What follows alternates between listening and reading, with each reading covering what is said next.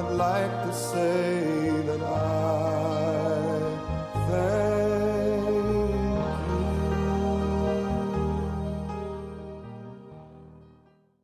you. Job chapter 29.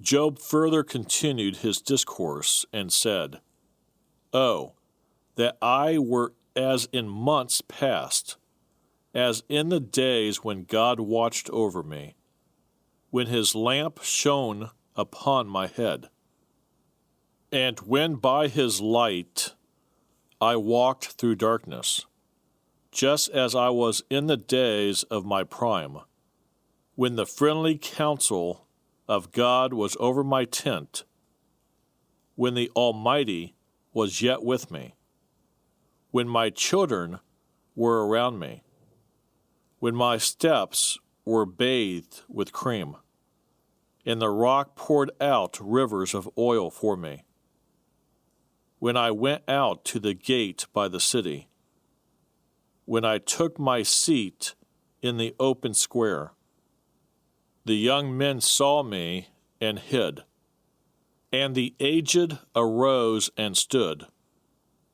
The princes refrained from talking and put their hand on their mouth.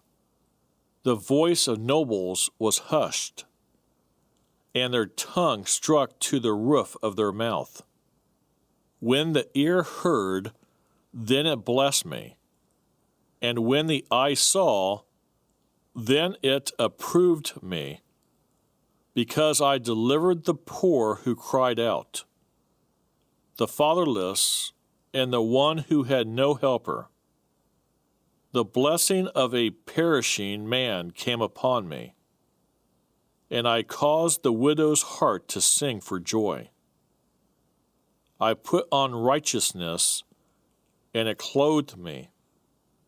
My justice was like a robe and a turban. I was eyes to the blind, and I was feet to the lame.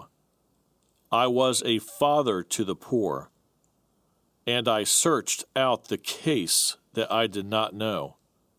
I broke the fangs of the wicked, and plucked the victim from his teeth.